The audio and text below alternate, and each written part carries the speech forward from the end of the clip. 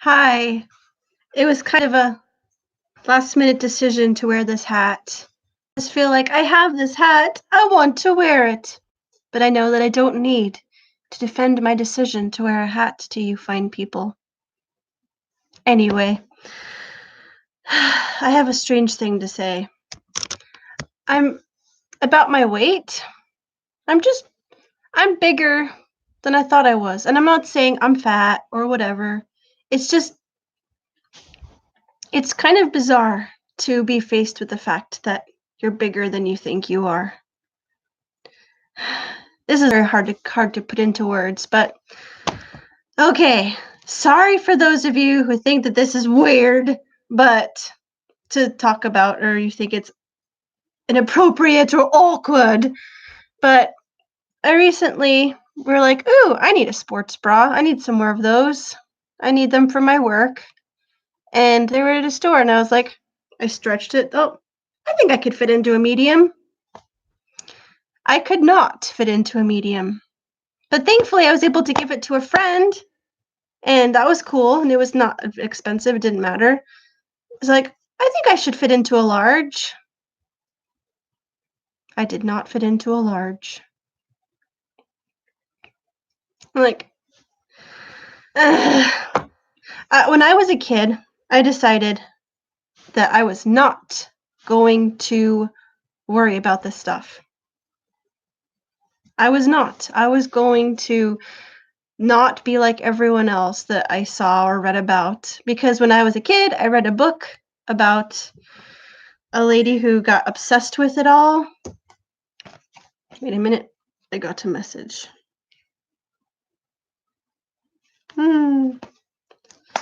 I will answer it later. I read this book when I was homesick one day. Hi, Mrs. Gigi. I sent your letter yesterday. Well, it's not a letter. I forgot to actually put a note into it. It's a bunch of scraps to play with. Thank you for liking my hat. And my Santa suit, and my shirt says, chillin' with my nomies. And it's literally the only thing I'll be wearing for the next few months. But yeah, I was talking about when I was a kid, I read this book about this lady who just got obsessed with her weight and losing it and became like bulimic, and she was horribly skinny and deformed, and I saw pictures of her wearing being my height probably about, and weighing like 80 pounds, and I don't know what that would be in kilos. I think I'm like 75 kilos. I want to say that she would maybe be something like 40 or something. I don't know. I'm really bad at kilos and Celsius and all that European stuff. But it's okay because I've only been living in Europe since I was 21 and I'm 33 now. So, yeah. I want the other title of this thing I put in the title of this video is Death, because I recently become a bit not obsessed, but very appreciative of this channel called Ask a Mortician. And I just love how the lady who does the channel's name is Caitlin. She's so straightforward. She's not like oogly boogly death, but she's straightforward about it. And she's informative, and she takes and so many people aren't afraid of death because she talks about so many aspects of life, about funeral homes trying to scam people into spending more money because of cultural, like, you have to honor your family. She breaks things down logically and in an entertaining way as well.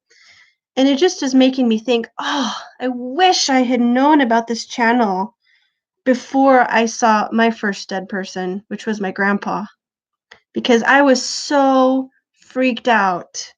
I did not expect him to be kind of, sitting up in the casket. And it was in our church, our old church. And so you could see into the auditorium area, like the worship area, whatever. And so I didn't expect to just walk into the room and then see him there. And I couldn't look at him. I couldn't, that's not him. I did get some courage a little bit later when I was I walked away. I turned back downstairs and just walked away, and my dad helped me walk up to him again.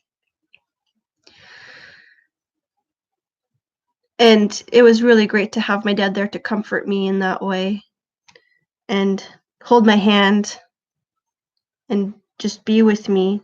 And I got my courage back when I went up to speak for the grandkids. And I was like, I know my grandpa is not in that casket. His spirit is in heaven, and that's what we have our hope for. And I said something along those lines. And I just feel like, why are Christians should never be like, oh, we don't talk about death.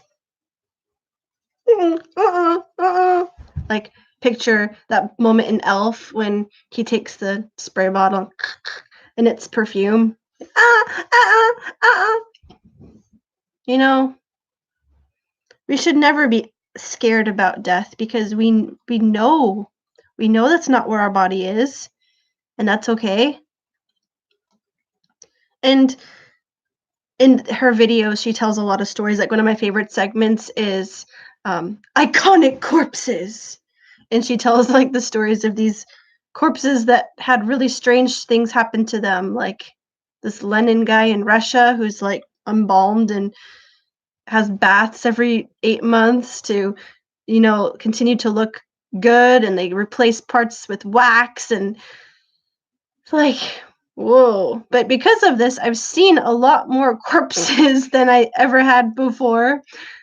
And I just wish that I had been better prepared.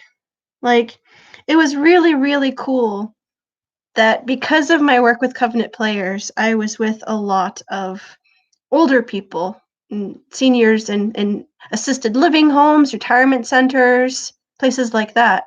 So I got used to how uncomfortable and strange they can be when they have dementia and they don't know who they are or what's going on, when their hands are twisted, when their faces are twisted, when they drool, when these things that just happen to a lot of people with age.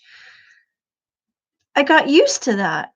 I could see that, oh, this is not fun, but it's normal.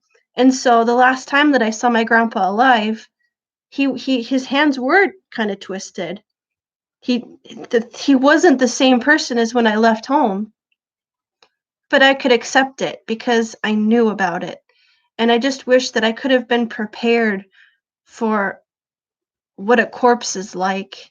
And I just love how she helps break down the stigma that they're not dangerous, they're not bad, they're not going to hurt you. I mean, like, people, we just have this like, oh, they have diseases or something, don't touch me.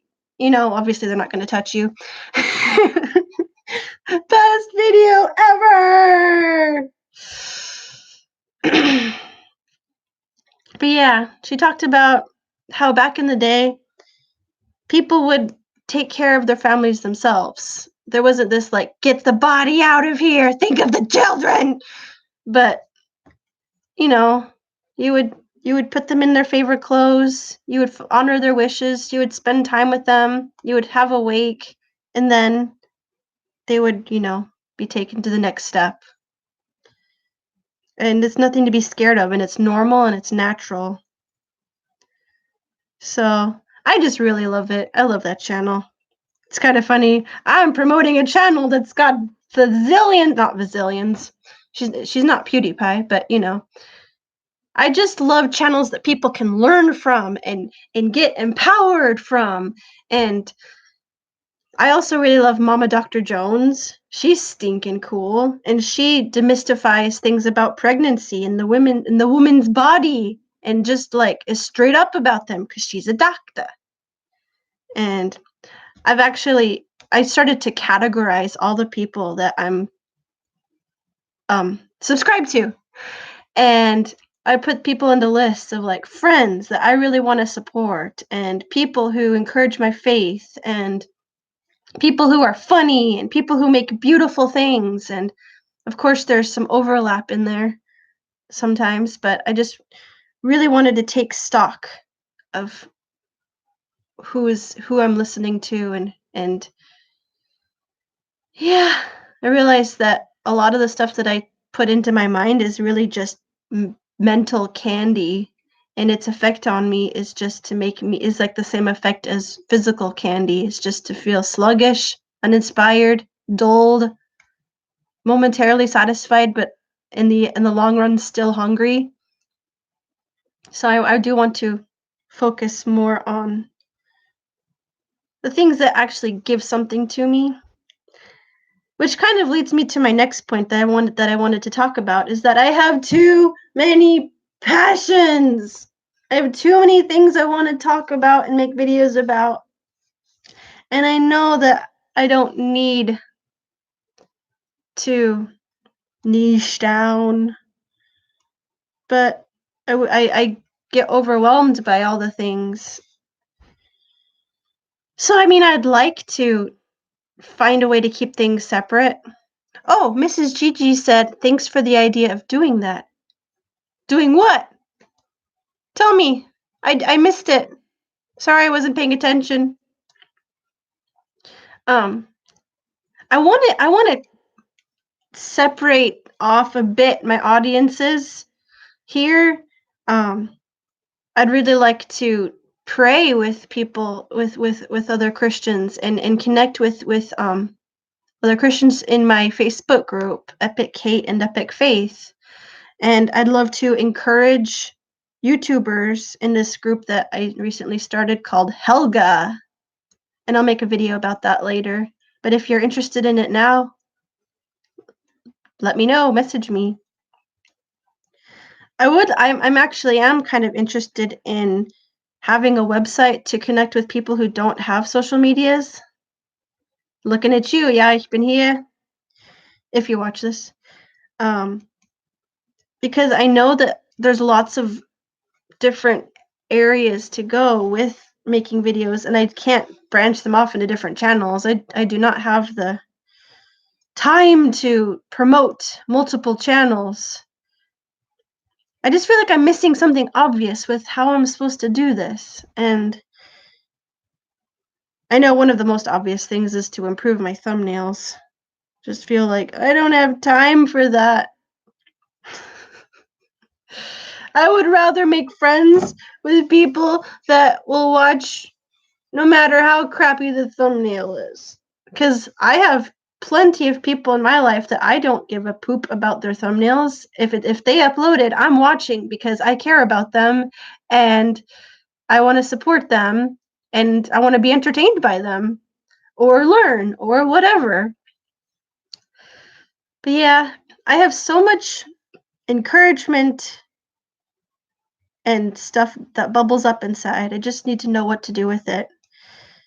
And I'd also, of course, love to, you know, I'm the only American making YouTube videos on this island.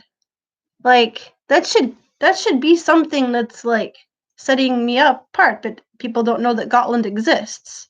So, Oh, to categorize your channels. Oh yeah. Like as in organizing them through playlists because I am all about the playlist. Oh, she did a big what? What was the big what about? What did I do now? Gulp. Excuse me. I need to blow my nose. Best live video ever! I'm really on the edge of my seat to find out what that big what is about. Yeah, Morton and I recorded a thing that I'm gonna upload tomorrow for my day, whatever it is, of Vlogmas. Day 6, I think? 5. Day 5. Tomorrow, day 5 of Vlogmas. 12 Days of Christmas is going up. Yeah. Too many passions. I mean, is it really possible to have too many passions? I don't know. Maybe.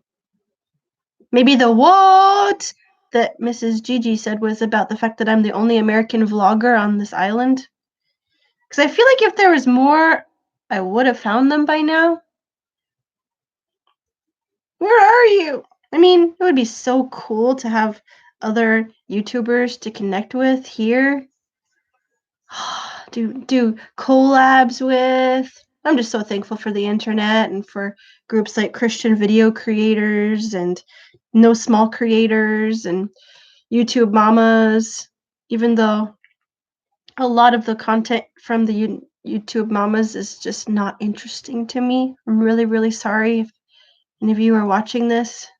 But, we have different tastes. And one of the things that I'm really passionate about is to help people find people that are stuck in ruts. Miss G said, "Can I say I hate my Swedish phone right now? It changes every word to Swedish." I feel you, girl. I feel you. But so many people think that they have to do what everyone else is doing to be successful.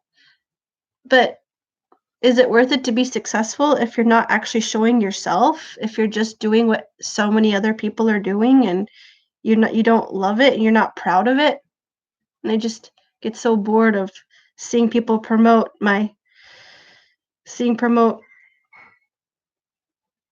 just the same hauls, the same reviews, the same things, and I just want to see people grow and get a passion for editing and discovering their voice. So yeah, still I want to wait until I find out what Mrs. Gigi's big what with the 19 question marks was about before I head off of this.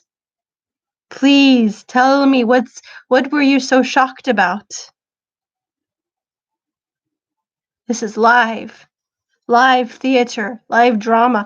Ooh, speaking of live drama and stuff, I had a really cool idea, and I really hope Morton will go for it with me.